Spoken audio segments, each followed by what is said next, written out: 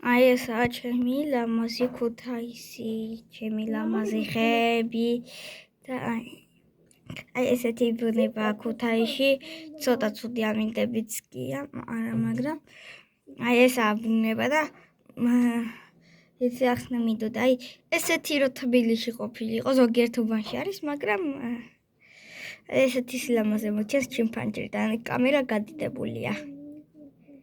მაგრამ ეგაა ნამდვილი ბუნება, მეგობრებო, მაგის დადება მინდოდა თქვა, ნუ დააბინძურებთ და რავი და თბილისში და ჩემთან ჩანს დაძვები, მაგრამ რავი, ეგეც ლამაზია და ისიც.